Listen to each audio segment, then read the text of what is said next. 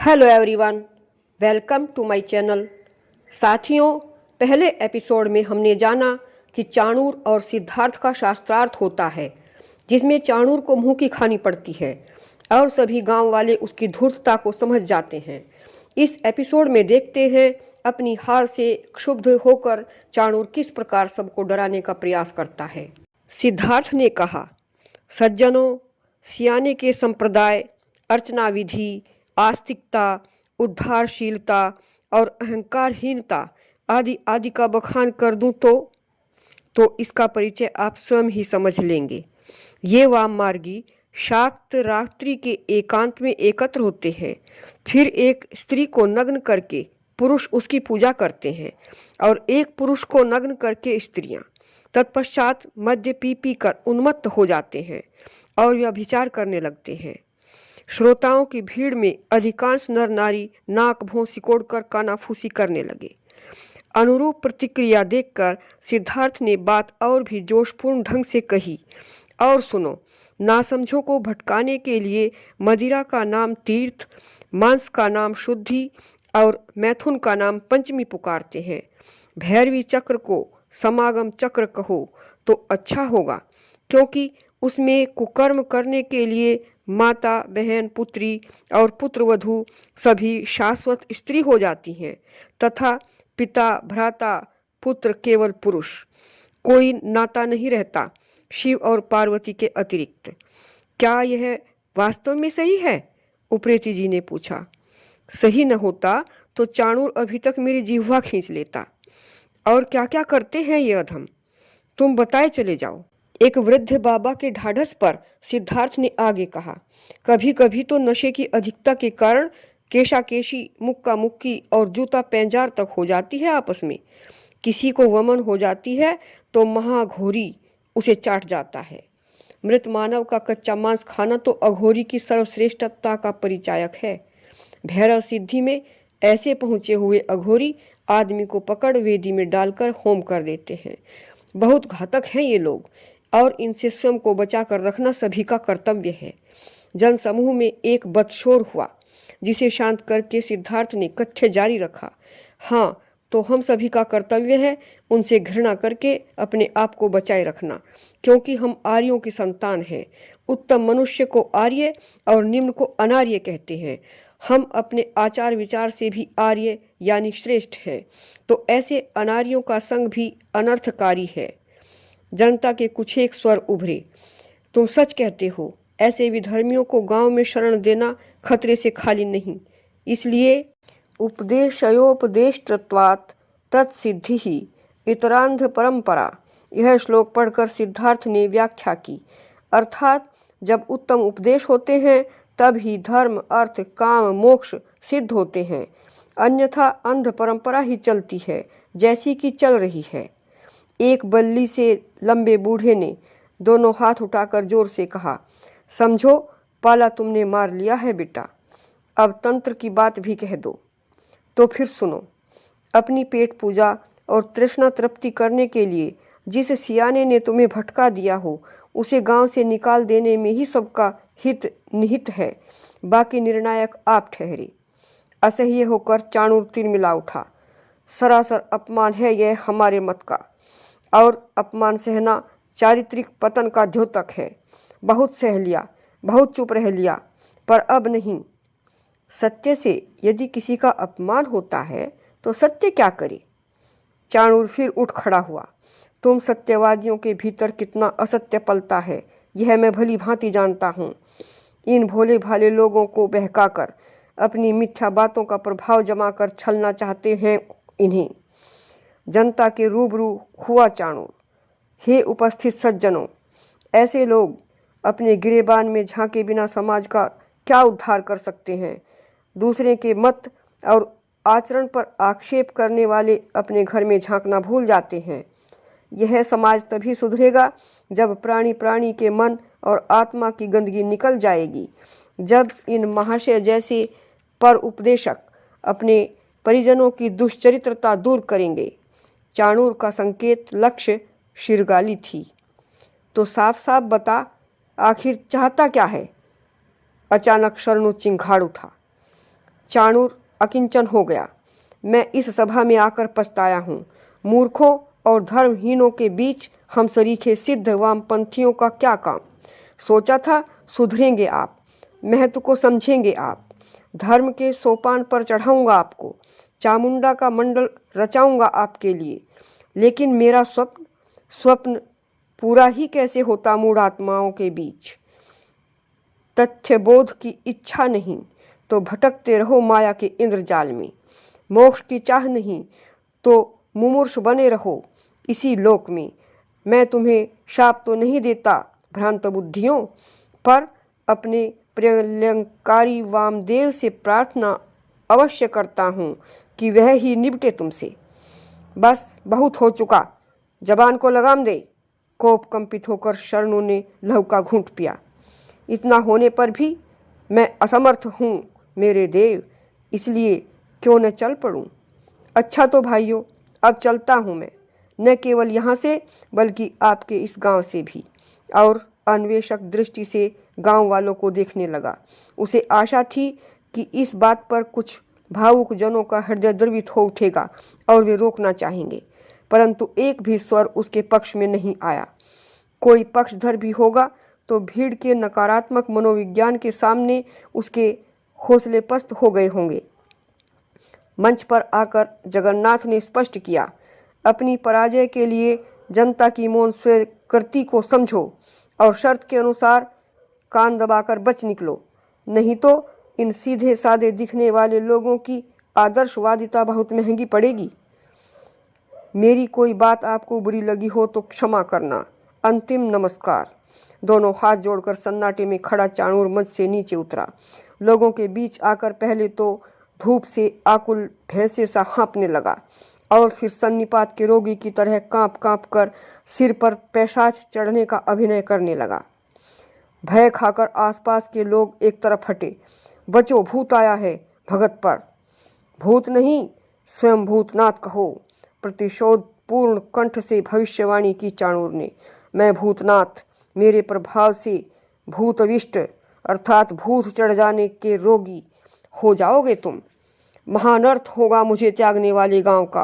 अकाल पड़ेगा, भूखमरी फैलेगी, महामारियां आएंगी और तुम्हें मिटाकर रख देंगी। और इसी तरह अशुभ शब्दों से धिक्कारता हुआ चला गया। विद्यालय का प्रांगण सिद्धार्थ की जय जयकार से गूंज। सभी ने उससे मिलने की आतुरता दर्शाई। आखिर कहाँ छुपा था यह हीरा। मित्रों ने तो उसे कांधों पर ही उठा लिया। अच्छा खासा जश्न सा मनने लगा। जन जन के मन में नवजीवन का संचार हुआ, ऐसी आनंदानुभूति के साथ जैसी कि बंदी को कारागार से मुक्ति पाकर होती है। सत्य अनावरित हो जाने से पोप लीला अब नहीं चल सकती। ग्रामीणों के वाक विहीन विद्रोह से भयभीत चाणूर गांव से भागने की तैयारी में तेज पगों से चला जा रहा था। घरों दरों और गली गलियारों की शून्यता बता रही थी कि नर नारी और बच्चे बूढ़े सभी तर्क वितर्क के रण का मजा लूटने के लिए विद्यालय पहुंचे हुए थे। उसे बार बार लगता कि मानो सुप्तावस्था में उसका वध कर दिया सिद्धार्थ ने। इसका बदला लिए बिना मन मंदिर में चैन की वंशी नहीं बज सकती। और केवल उस दुष्ट को ही नहीं, उसकी भाभी सिरगाली की अप्रत्याशित कटुता भी कितनी घृणास्पद है। क्या उसे यूं ही क्षमा कर जाया जा सकता है यहाँ से? नहीं, कभी नहीं। एक उस समर्पण के बाद उसका चाहकर टाल मटोल करना और फिर एक अनपेक्षित विद्रोह, क्या उसकी घृणा का सबूत नहीं? उसकी घृणा असहनीय ही नहीं, स्वाभिमान को ठेस पहुंचाने वाली भी है। सरासर अपमान है यह तो। प्रतिकार तो करना ही होगा। इसी निश्चय के साथ चाणूर के कदम सिरगाली के घर की ओर मुड़ गए। दरवाजे पर पहुंचा। किवाड़ तो भिड़े थे पर कुंडी नहीं चढ़ी थी। घर में परमिला की उपस्थिति के डर से वह निशब्द पदों से धीरे धीरे भीतर प्रविष्ट हुआ, मगर परमिला घर में थी ही कहाँ। अपने पति का यशोगान देखने सुनने की लालसा से पड़ोसिनों के साथ विद्यालय गई हुई थी। आंगन में आकर चाणूर ने देखा, बरामदे की छाया में निद्रालस्सी सिरगाली अपने शिशु को वक्ष से चिपकाए चारपाई पर पड़ी थी। दुर्भाव से भौहें चढ़ाकर वह उसके समीप गया और जैसे ही शिशु को उठाया, सिरगाली की पलकें खुल गई। अचानक इस दुस्साहस के साथ चाणूर को देखकर वह ठिठक कर उठ बैठी। तू फिर आ गया यहाँ, और यह बच्ची क्यों उठा ली? क्यों उठा ली बच्ची? चाणूर ने उसे मछियारे की सी उस आंख से देखा जो तप्त रेत पर तड़पती मछली को देखती है। मेरी बच्ची मुझे दे, ला इसे। बच्ची को मांगने के लिए सिरगाली ने बाहें फैला दी, परंतु बच्ची को कंधे से लगाते हुए चाणूर के मोटे शुष्क होठों पर पराजय जनित करुणा से भरी मुस्कान नाच उठी। नहीं दूंगा इसे, क्योंकि यह मेरे औरत से उत्पन्न हुई है, मेरी संतान है, यह पूरा अधिकार है मेरा इस पर। नहीं, अधिकार तो मेरा है, मेरे शरीर से निचुड़ कर बनी है, मेरी उपज है यह। किसी भी पौधे पर अधिकार धरती का नहीं, बीज बोने वाले स्वामी का होता है, और तू धरती है, सिर्फ धरती। नहीं, विकलता से सिरगाली के नथुने फूल गए। तू इतना नीच निकलेगा मैंने सोचा भी नहीं था। चुप शाली। चाणूर की मुख मुद्रा एकाएक भयावनी हो गई। किस मुंह से कहती है मुझे नीच? क्या उसी मुंह से जिस पर कलंक की स्याही पोत दी है मैंने? इस चपत को खाकर भी सिरगाली ने कहा, मुझे तो कलंकिनी बना ही दिया, पर मेरी बच्ची से किस जन्म का बदला लेना चाहता है? ला, दे इसे। तेरे पाजी देवर की हिम्मत का बदला। तो क्या हरा दिया उसने तुझे? मन ही मन हर्षित हुई सिरगाली। तभी तो कहूँ, खिसियानी बिल्ली खंभा नोचे। खंभा तो वह नोचेगा आकर, जब देखेगा कि उसकी भतीजी को वही शैतान उठा ले गया जिसे उसने गांव से निकलवा दिया। मैं तो सुकून से चला जाऊंगा, पर सुख की सांस वह भी न ले सकेगा। जान जाएगा चाणूर से शत्रुता कितनी महंगी पड़ती है। फिर चौकन्ना सा होकर बोला, अच्छा तो अब जा रहा हूँ मेरी जान, सदा के लिए, फिर नहीं आऊँगा। तू भी मुक्त हो गई न? सिरगाली फन फटे भुजंग सी छटपटाई। इस बच्ची को तो देता जा, भिखारिन समझकर छोड़ता जा इस बच्ची को। तेरी अमानत समझकर पाल लूंगी, तेरे प्यार की निशानी समझकर। उसकी तड़प का लाभ उठाना चाहा चाणूर ने नशीली आंखों से देखकर बोला, छोड़ दूंगा प्रिय, लेकिन बदले में क्या मिलेगा मुझे? जो मेरे पास होगा, जो मेरे वश में होगा, मांग ले। तुझी को मांगता हूँ तुझसे, बोल, चल सकेगी मेरे साथ? ओह राक्षस! वह पगलाई शेरनी सी दहाड़ी। जा, ले जा इस कन्या को, इसे खाकर पाप का बोझ नहीं ढो सकती मैं। चला जा यहाँ से, मुंह काला करके चला जा यहाँ से। और पाटी पर माथा पटक धोंकनी सी हिल हिल रो पड़ी। बेचारी। चाणूर फटे ढोल सा हंसा और समय खोए बिना चोर की सी सतर्कता के साथ वहां से चल दिया, सुप्त कन्या को कंठ से लगाए हुए। बड़ी तपस्या के बाद कोख में जो प्रसून खिला, उसके छीने जाने पर जीवन में सुगंध ही कैसी। इस अत्याचार को सहने वाला हृदय सिरगाली की छाती में नहीं, असह्य निराशा की दमघोटू चिल्लाहट से आर्तनाद कर उठी वह। अकस्मात उसका शैथिल्य सचेष्ट होता गया, जैसे कोई क्रांतिकारी विचार उसे प्रेरित कर रहा हो।